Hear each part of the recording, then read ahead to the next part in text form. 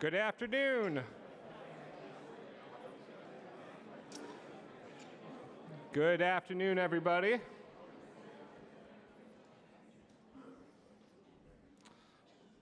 Welcome back. How's everyone doing?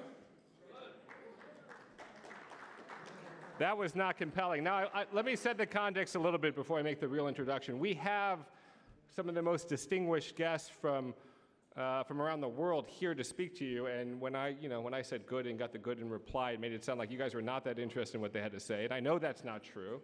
So we're going to do this one more time. How's everyone doing? There we go. So this is the Making America Great Again panel. Oh, no. Sorry, I had the wrong notes. I'm terribly embarrassed. This is I think may well be the highlight panel of the day. It's a panel on how the world looks at America's trade policies, and I think looks at what they see happening in America's political climate right now. We often talk about trade from the context of what does it mean economically for Americans and American communities. But when you really look at trade, it's about how we build relationships around the world and how we prevent countries from going to war with us and going to war with each other. And we're at such an interesting time now as we look at a trade policy that the rest of the world is taking notice and building their own relationships and coming to their own conclusions about what it means to be America these days. So I'm excited that we've got a distinguished group. It's going to be moderated by our friend and MC extraordinaire, Steve Clemons. It will include the Honorable Gerard Araud, the France's ambassador to the United States. Ambassador Araud has held a number of positions, including ambassador to Israel, the French negotiator on the Iran nuclear issue, and the permanent representative to the United Nations. So he's done a few things in his life. We've also got the Honorable Ambassador Ashok Mirpuri, Singapore's ambassador to the United States, who also served as the ambassador to Indonesia, the High Commissioner to Malaysia and Australia. We have Ambassador Kirsten Hillman, Canada's deputy ambassador to the U.S. She, among other things, is an expert in all things trade and was Canada's chief negotiator for the Trans-Pacific Partnership. And then we have James Crabtree, former Mumbai bureau chief for the Financial Times, current professor of public policy at the National University of Singapore, and the author of the Billionaire Raj, A Journey Through India's New Gilded Age. So a big round of applause for Steve and our distinguished guests. Come on in.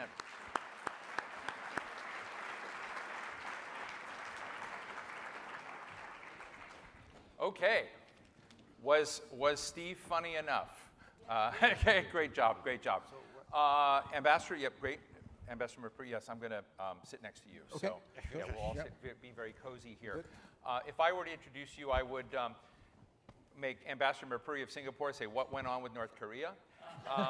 Ambassador Araud and I first met a long time ago. We were talking about a mutual colleague of his, and he said, the guy's just not ruthless enough. Somehow Canada didn't put Donald Trump in a good mood in the G7 meeting before North Korea. And James Crabtree, I just want to say a word about James. And Liaquat Ahmed, stand up for a minute. You know, when I put this, you know, all of you are surprising, and I love you all equally, except I love Liaquat a little bit more. This is the Pulitzer Prize-winning author of Lords of Finance, How the Bankers Broke the World at One Point. You should all go on Amazon one click and buy his book. But the next book you should buy right after this, James Crabtree, the Billionaire Raj, and I guess it's India in the Gilded Age of something sort of, but just come out, and he's on a book tour. And so I've made James an honorary ambassador, not of Singapore, but of India, because he was the Mumbai bureau chief for the Financial Times. So we have a really great group here to discuss this. And I guess I want to just do a survey real quickly, and then we'll go into greater depth. Ambassador Mirpuri, we're just going to go down there. On a scale of 1 to 10, what would you rate as the as your view of the Trump administration's economic policy? Is 1 better than 10? Or, yeah, 10 being fantastic, okay, huge, awesome, and 1 not leaving much to be desired. I'd give them a 10. You give them a 10. Okay, there we got that. That's on the record. Okay, Yes. That's a tweetable moment. Interesting. Ambassador Araud. By definition, I give a 10. I'm a diplomat. You know. Kirsten. I think you're going to get 3 for 3 on the 10 from the diplomats. Really? James, do you have any independence? I'll give him a 0. You give him a 0. All right. So we've had star search here, and so let me just start with Ambassador Araud. As you look at it, we have essentially, we were talking about earlier this morning, trade is back as a topic. We have nations rolling out mega billion-dollar sanctions on each other. We have steel tariffs, and we have exemptions of those. We apparently have work inside the administration to try to undermine what membership in the WTO means. And so as you look at that package of things, does it give you any concern at all? Actually, in this city, it's very difficult to say it, but President Trump is raising a lot of legitimate questions. The president has really basically has felt that a lot of our voters, and when I say voters, it's not only in America, but also in Europe, are simply saying, that they feel they have been victim of the free trade. Really, they all in France, in our Rust Belt, for instance, which has been devastated the same way that your Rust Belt has been, they have elected 6 members of parliament for the far right. And 20 years ago, they were voting communist. Right. So it's a real problem, free trade. So it's not, you can't have an easy answer. You can discuss, you can contest the way President Trump is handling the issue, but I think you can't contest the fact that he is raising a legitimate question. Ambassador Mirpuri? The same thing. And it's not just the voter, it's the business community. The business community in the United States feels that there are issues in free trade that have disadvantaged them. They've had to do different things. And therefore, when the president goes out there and says, I will open markets for you because the established systems have not worked, they say, yes, sure, we'll cheer you on. Help us open these markets, which we've been trying for 20 years to try to do. Do you have a pugnacious nationalist anti-trade right rising in Singapore? Singapore is a globalized trade country. Trade is 3 times our GDP. We live and die by trade. Right. So we have to do it. As a small country, we also like a system that uses rules. Do you think the WTO, US? Yeah. Do you think the US will come back to the TPP? Not for the foreseeable future. So we have carried on. The TPP has carried on without the US, the TPP minus, or what we call the CPTPP. Canada is a member of that as well. Because we don't expect the US is ready to come back to this now. Deputy Ambassador, I'm interested in how you and Canada, which hosted the G7 meeting, and you are a party to the TPP, but Canada's out there in my book as sort of a norm setter about international rules and trying to at least create a system where there's greater openness. That's my impression. I do know that we all have protected sectors and whatnot, but as you look at what's happening in the health of the international trading system, and I should mention that next week the Atlantic is going to have a session with the Deputy Director General of the WTO, Alan Wolf, who many of you may remember was one of the great representatives of the steel industry and was Bob Lighthizer biggest commercial rival in town dealing with steel. But he's going to be talking about that. But when it comes to the rules-based order, are you worried about it eroding? Well, I think that maybe just to pick up on trying to look at the positive of this particular moment that we're in. I think the negative is okay too. The positive about the moment that we're in is that it is requiring all of us within our countries, and then in talking with our partners, to really be able to put our fingers on why it is that we value international rules-based governance, whether it's in trade or any other area of international cooperation, peace and security and such. And I actually think that's really important. I think there's certain things that perhaps, and I can say this as having been a trade negotiator for many, many years, that we, Canada and Canadian experts in that area, kind of take for granted. We're a huge country, geographically, small population, high standard of living. Our prosperity and our standard of living depends very much on being able to trade openly and freely and having partners with whom we have stable relationships. Right. And nobody really questioned that. But I think that this moment in time, when we're having to explain to everybody why it matters and why it's important that we're all on the same page in trying to reinforce these rules and institutions, I think is important. So if you had been a trade negotiator for the United States over the last 10 years instead of Canada, what did we get wrong? Well, I mean, you know, it's not really possible to put myself in the position of a U.S. trade negotiator. What I would say, though, is that the U.S. has shown important leadership in all of the trade fora that we work in, whether it's the WTO, whether it's, you know, under the TPP at the time, Right. in trying to establish rules that made sense for Americans, just like Singapore was trying to establish rules that made sense for Singapore and Canada for Canadians. And I think that there's a lot of commonality there that I think still exists. I think that the reality is you never get everything that you want in a trade agreement. Nobody ever does. But that's part of trying to move forward as a group, recognizing that it has to work for everybody and it won't be perfect for probably anybody. James, you gave the administration a low grade on its economic course and policy. How do you think, you know, given the fact that you are essentially, this session is designed to be an offshore commentary on what we're doing here, how do you think really the rest of the world is looking at the choices we're making? Let me say one thing first, which is Steve invited me on here. He didn't tell me he was going to put me on stage with the French ambassador just at this critical moment in the World Cup, for those of you following.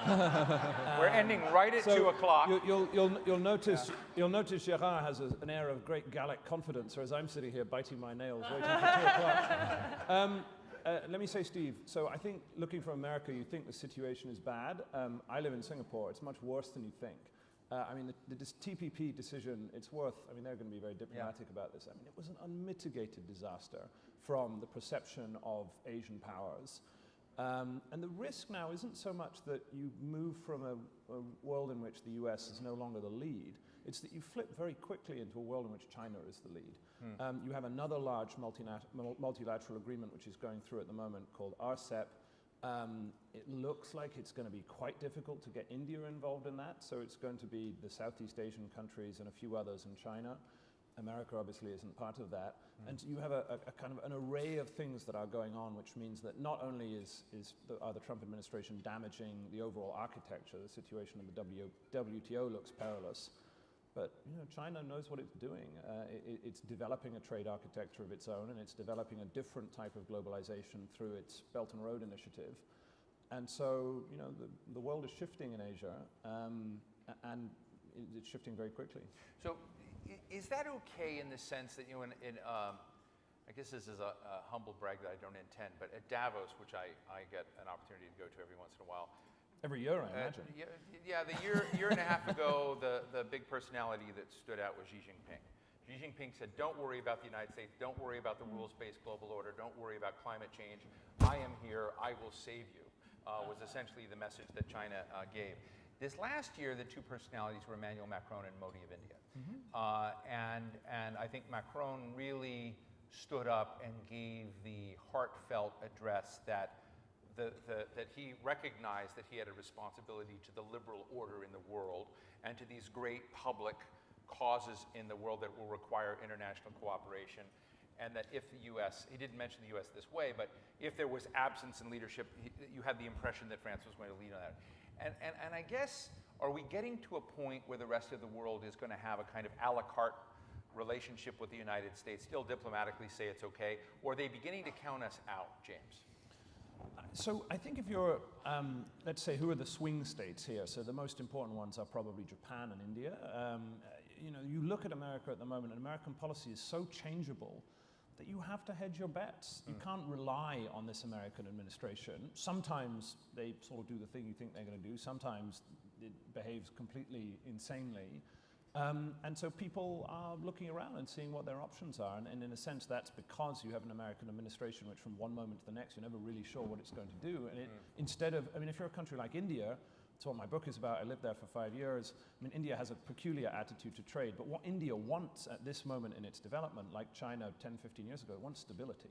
It wants to grow quietly, develop its economy. It doesn't want things kind of ruined and shaken up. And so, well, what do you do if you're India, if America, supposedly your friend in the world, is ruining things and shaking things up? So you have to go, you know, look at other options. Gerard, is France becoming the soul and conscious of the global trade order, global economic order? Oh, you would want to, but You know, I had a good friend of mine who said, you know, you the French, you are like a child in a school. You are very good at basketball. You are the best dribblers. You are really, you know all the rules, but you are 5'4". And, you know, basically, you know, France is what is France. So really, so we are not going to save the world. You know, really, basically. Is that going to be your line if you're playing the British in this really, upcoming? it's. No, at first, I think on the US, to be fair also, very often people forget that the foreign policy of President Trump is not that different from the foreign policy of President Obama. I'm really sorry to shock people. But if you look at Syria, if you look at Ukraine, you see that actually the policies of the two presidents are not that different. And they are based also on a common idea of a fatigue of the US towards foreign involvement. And frankly, after the mandate or the mandates of President Trump, really things are not going to go back to business as usual. You know, we have entering into basically a new world. You know, China, but also the fact that there is the US, you know, basically has been the gendarme of the world for the last 50, 70 years. And they really, and the Americans say, well, enough is enough. You know, the debate of NATO is totally legitimate. You know, really, USSR was a global threat, was a threat to the Americans. While now, it's a good question for the Americans. Why? You know, do you think that the young guy in Wisconsin is ready to die for Europe? That's a good question. So the questions are on the table. We have to redefine the world, redefine the transatlantic relationship, and nothing would be worse than to consider, again, that we are passing a nightmare and after that we'll be back to business as usual. No, it's a new world which is there, and that's the way what President Obama was implying, but also that President Trump in a very different way, I should Ashok, say. is Singapore ready for an a la carte relationship with the United States? Are Asian nations related to kind of an on-again, off-again attention, or does that just give the whole field to China? I think, you know, let's not underestimate where the US is. The US is still the most consequential country in the Asia Pacific. In trade, in security, in defense, the US is still number one. The amount they spend on that, the way that global supply chains, if you're talking about trade, they all largely end up in the United States. But isn't that like saying that GE is a really big company, but if you looked at its stock lately, I mean, you just look at power. Power is a function of future expectations. So when you look at future expectations, is America winning on that level? That America is a big, sprawling country with a lot of capacity, but is it marshaled well enough that it's perceived that its stock is high in the world, or is its stock bottom basement? Well, it's good that we're not monitoring the stock market on day-to-day or have quarterly reports like GE has to do. It is a deep reservoir of goodwill that the region feels. And the region wants the US to stay present. And we will work our best to make sure the US stays present. We are dealing with the rise of China. Right. And that's an important accommodation that has to take place between the United States and China. But the impact of that is in the Asia Pacific. This North Korea issue, only one country could step out and bring North Korea to the table, and that was the United States. It didn't matter who else Chairman Kim was meeting. Until the US president said, I will sit down with you, it has. I mean, you can speak about what the outcomes may be, but it's definitely brought the tensions down. You no longer have missiles flying over the region, you no longer have nuclear testing, but there was only one big prize for the North Koreans, was to sit down and speak to the United States, and that's helped the region. And it goes across topic by topic, that how can we make sure the US remains having a place in the region, and we will work for that even as we see the emergence of China that becomes quite a significant geographical player. But we don't think that it can be done by excluding the United States from the region. And Kirsten, thank you. I think that part of what is in President Trump's mind on NAFTA and Europe, and these recent comments on the European Union have been fascinating, unnerving to some, that he said, look, the reason we did NAFTA, the reason we had to do this was to compete with these Europeans that got together, got a common market, and so he began to look at that in a zero-sum sense, that's bad for America, right? A lot of us may disagree with that, but at least that's a frame he's helped reveal. And that NAFTA, which he has problems with nonetheless, was done as a competitive move with Europe. And I'm just interested in, if the president were here today, what would you add to the conversation? So You know what I would add to the conversation? I would add to the fact that I've been in DC for 11 months. And one of the things that I've done here. How's it going? It's a beautiful city. But one of the things I've spent a lot of time doing is crossing the country and going, from California to the farming communities, to Michigan, to Georgia. And with the effort of talking to local governments, local lawmakers, businesses, farmers, everybody, about, in particular, the Canada-US economic relationship and what is going on the ground, on the factory floor, not necessarily around the boardroom tables. And one of the things that I think is really important and gets lost in conversations sometimes here is that those people, they know the value of trade. They know the value of trading relationships, in particular, because this is the conversation I have, in trading relationships with Canada. They know we're their best customer. They know they sell 30% of what they manufacture, depending on the sector, who I'm talking to us. And I think that is the conversation that's important to keep front of mind, because what we're here trying to do is say NAFTA is old. It's an old agreement. It's almost 25 years old. Canada recently concluded and brought into force a trade agreement with Europe, state-of-the-art agreement that has all sorts of protections for labor, for environment, that deals with e-commerce, that deals with border facilitation, that is much more modern. We have the CPTPP that is doing the same thing. And it's unacceptable that we don't have an agreement that underpins our biggest trading relationship, $2 billion in trade every single day between our two countries, $2 billion. And we have a 25-year-old agreement. So what I would say is let's listen to the folks who are talking about what it means to them, and what they want, from what I've heard, universally, is they want more of the same. They want to be more competitive. They want to have more efficient supply chains. They want more jobs, obviously, and they want more sustainable jobs. And we all know, right? It's the companies that trade that are more resilient. They're the ones who are going to be there for the long run. So that's what I would say. Gerard, Kirsten raises an interesting point, which is America is a big place. There are governors, there are states, there are people, there are localities. When you talk back to Paris about what's going on, do you frame it in terms of where the White House is going, or do you have a pretty good take on what is happening in terms of states? And do you how do you leaven that out a little? Well, it depends on the level of the decisions. In terms of trade, there is only one person who decides. Really, I went going to the Hill. All the congressmen are telling me, "Oh, yeah, we don't like tariffs, but that's the president. Which who decides." So you tell them they're useless to you then? Really, it's on this issue. I think they say to me they are useless. Really, it's on all these issues. I think instead of moaning about the policy, we should also try to think in terms of the future of free trade. Again, you can say, we really, the idea of fair trade, it's really a very legitimate idea. As you know, really in terms, for instance, of intellectual property, really we could have a long conversation with China. And when my president was in town, really, he told President Trump, he said, "You have good points, and we should discuss together these issues."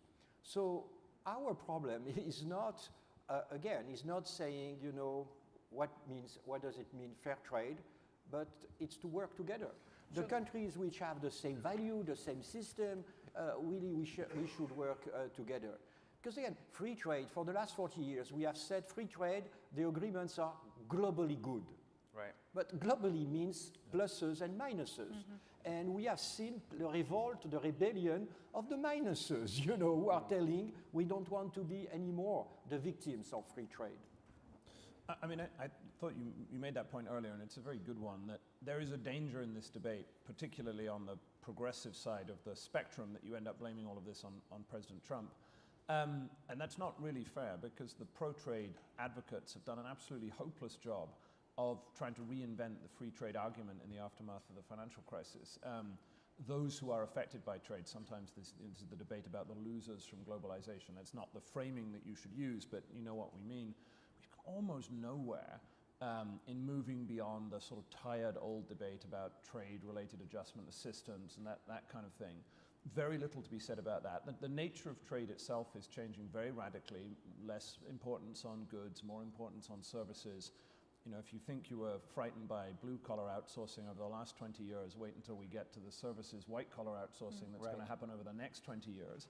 And you see this on the Democratic side of the debate. You have Senator Booker on the panel here. He or whoever else is going to run for the Democratic nominee, almost no one, I think probably no candidate is going to stand up and defend free trade, which is disastrous because we know that the theoretical benefits are there from this system. But much of the fault, as Gerard said, resides in the advocates of free trade being unable either to articulate a different type of free trade agenda which brings more people along with it, or being imaginative in the way that you mesh trade and sort of social and education policies and other ways in which you can make this more inclusive. You know, one of the things that I remember from a few years ago here on this stage, when I interviewed Mike Froman, then the U.S. Trade Representative, about TPP, I said to him, I'm used to trade deals where you've got CEOs lined up doing full-page ads in the Wall Street Journal, the FT, the New York Times, and they were non-existent. The only full-page ads supporting TPP were coming from generals and admirals in the national security crowd. And it raised an interesting question of whether this was a strategic deal or whether it was an economic one that was clamoring for. And he argued that my perceptions were mistaken and wrong, but I went back to check that there were no major purchases and ad purchases by the corporate community for that deal. It was largely looked at as a national security question and framed around China. So that brings me to China and your very interesting point about it. If we were sitting and doing a talk back panel, now we're talking back to the US, although you guys are not talking back that much, but we were to do this in Shanghai, and you were to talk back about China and its approach to globalization. Let me just start with you, Ambassador Mirpuri. Where do you have more problems, with the US or China? I think the US is a much more open market.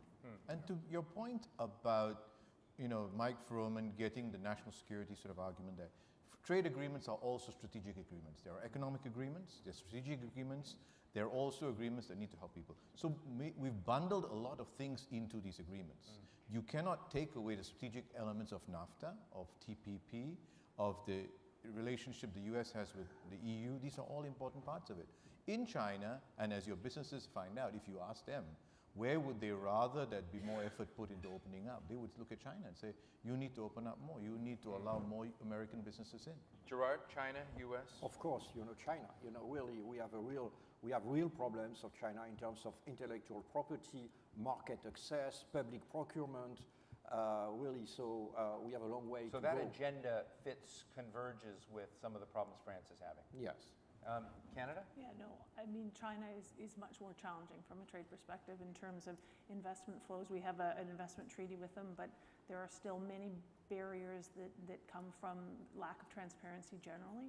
We have open, transparent economies with published regulations. And that in China, it's often a very, very opaque, very hard to understand what's happening. The rules can change without much notice. Our businesses have challenges there. They also have success, as all of our businesses do. They have success there that's important, and so it's a complicated situation, but absolutely challenging. So is the impression that we have that our major trading partners today don't have exactly a kumbaya relationship? Is that a mistake? We do, in fact, have a much more cooperation than James and I are reporting in the media?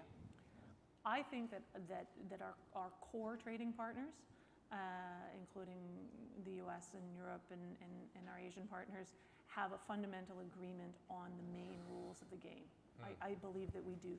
Open, transparent, predictable trade and investment environments, that you live up to the commitments that you make. I think that we are facing a time where questions are being raised as to whether the institutions are really fulfilling the role that they've been designed to fulfill.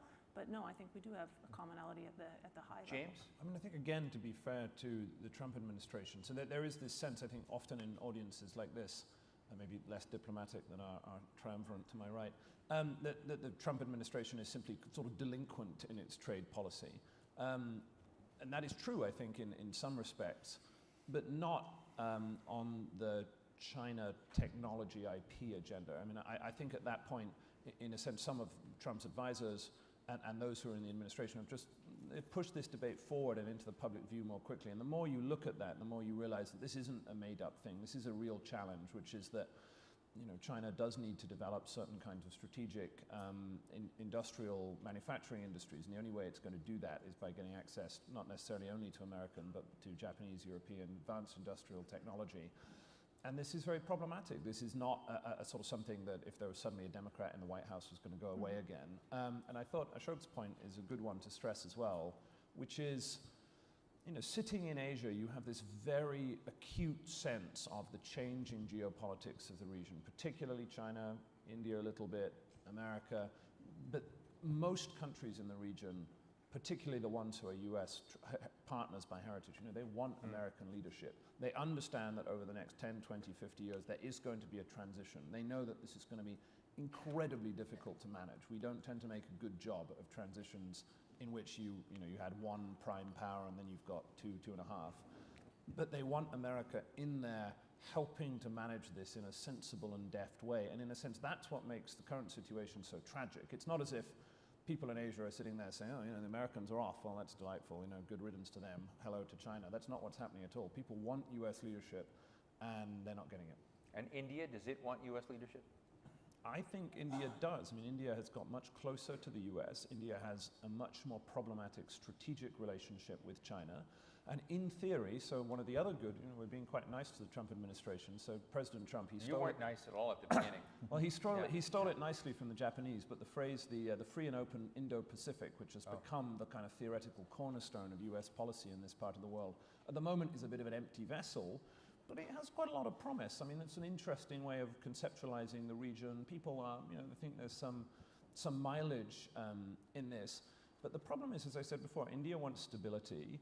And there are various things the Trump administration are doing that are annoying the Indians at the moment. So they canceled the bilateral dialogue last week. Trump has it in for certain types of technology-related visas, which India wants a lot. The trade wars, if it keeps going the way it's going, the problem is that eventually other countries, this isn't going to stay a US-China thing. Everyone else begins to say, well, if they're doing tariffs, we should do tariffs as well. And your local businesses begin to lobby you. And the heritage of moments in which you have problematic trade policies in the 20s and 30s and in the 70s is this snowballs quite quickly. You can already see pressure building in India to sort of, we should get in on this act as well. So I'm worried about the US-India bilateral as well. It's a big strategic opportunity, but there is a risk that that will also be damaged in this process. I want to go to all of you in a moment, but let me ask you just finally about part of the shtick of the administration when it rolled out tariffs and began wrapping the knuckles of some of our closest allies and trading partners on steel was a national security exemption, taking an app. And Chrystia Freeland was not very happy about this, said it was insulting. Let me just start with you, Gerard, and then we'll just go around. What do you think about that national security dimension? I'm sure President Macron had a few words with the president about it. I think the best part is that on the cars, really the US apparently is going to impose tariffs on European cars, and it will be also on the basis of national security. So we are discovering that the BMW and the Mercedes are a major security threat for the United States. It doesn't make sense. It's really it's distorting the use of specific legislature for protectionism. It's a protectionist decision. Kirsten. Well, I think our government's been pretty clear.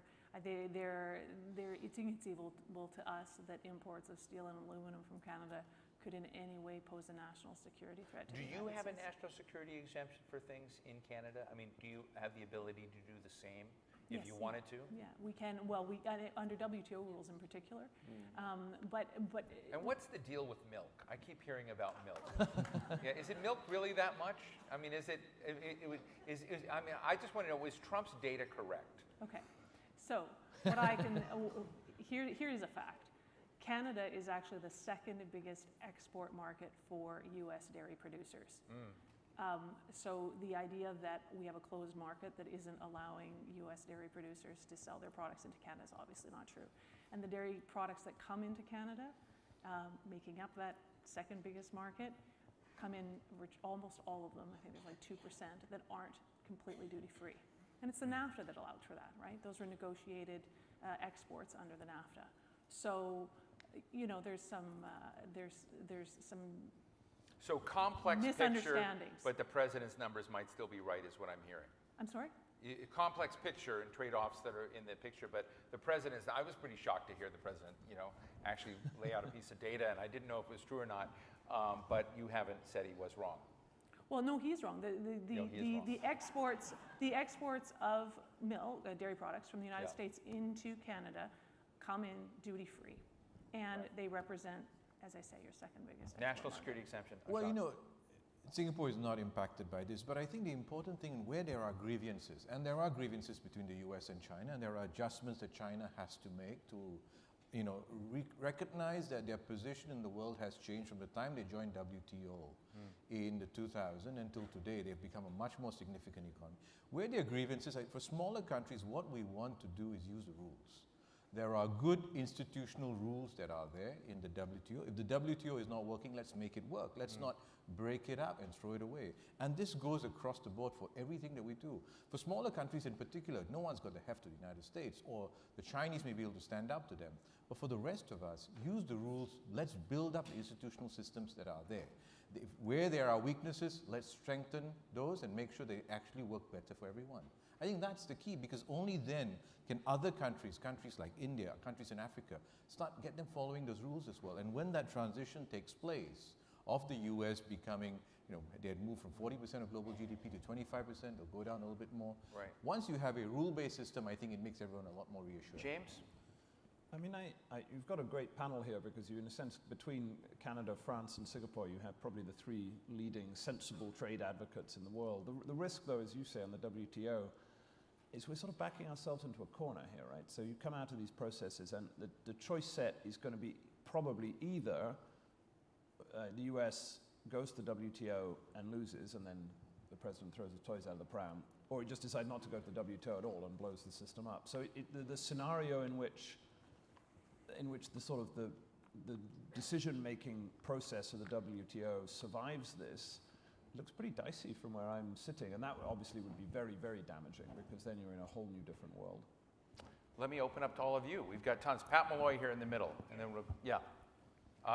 we've got a microphone running to you here. This is Daniel, right? You're sticking with it, Daniel. You have a cookie. Go ahead. This is directed to the Deputy Ambassador Hillman. I was American Vice Consul in Montreal for 2 years, so I care very much for our Canadian friends. And I worked on the U.S.-Canada Free Trade Agreement, which I was all in favor of. Section 232 of our trade law permits us to restrict imports of items in which we're wiping out our domestic industry important to our national security. Right. That's steel and aluminum. There's an Article 21 of the WTO that permits a country to do national security exemptions from the WTO rules.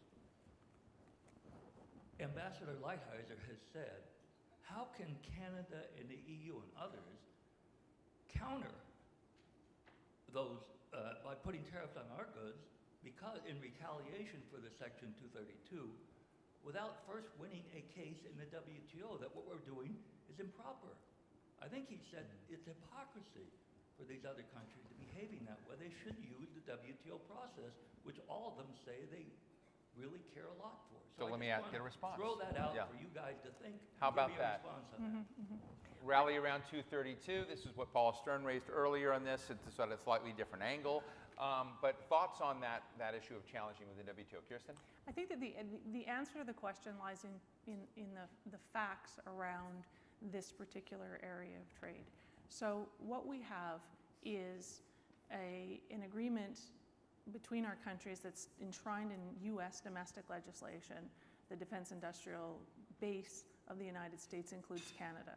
And what that means is that essentially Canadian production of steel and iron and aluminum that go into the manufacturing, either in Canada or in the U.S., of equipment designed to protect, to supply our militaries and our defense operations and protect our North American territory, are deemed to be of one origin.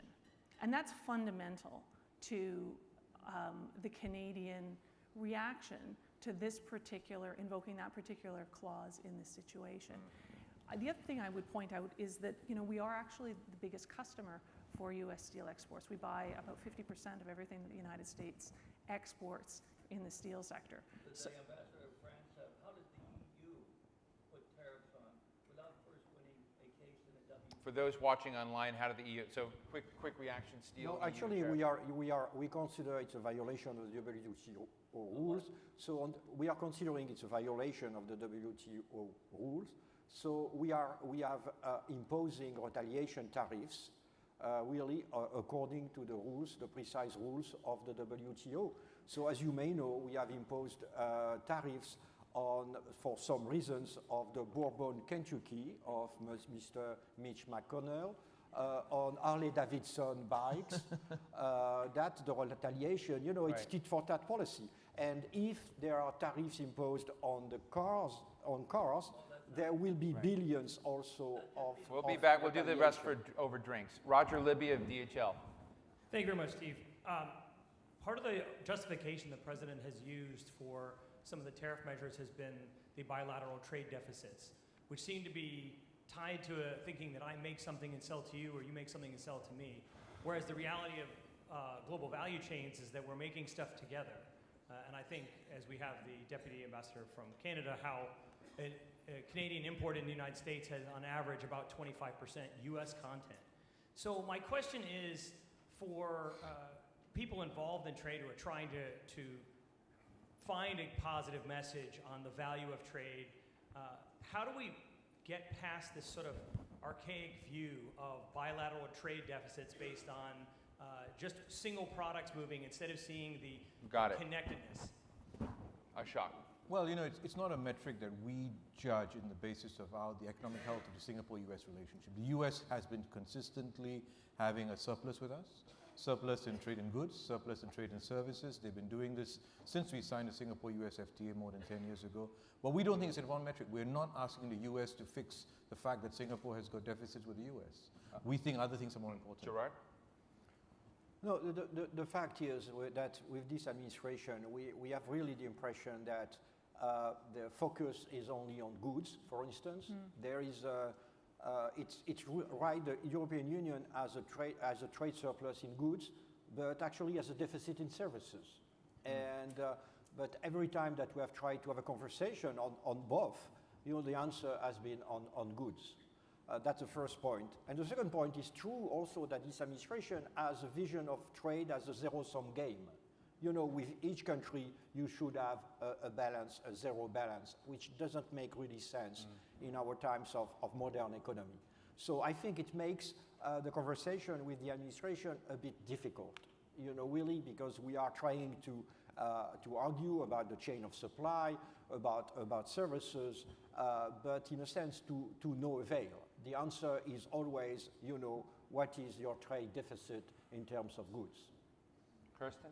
Yeah, I mean, really just to reiterate, we don't see balances of trade as being a proper metric for the value and health of a trading relationship either. We happen to have a pretty much balanced trade relationship with the United States, and given that we're 1/10 the size of the United States, I think that speaks volumes. But I could go back to what I was saying about going around and talking to individuals who are working in firms and who are working in industries that are trading. There, people do recognize, if you take the time to really talk about it, that it's not only about selling to another country, it's about having supply chains, having inputs that are reliable, that are, you know, cost effective. And it's going to get more and more important as we move higher and higher up the value chain. And I think it's a complicated conversation to have, but it's one that is James, essential. Thank you. James, quick thought?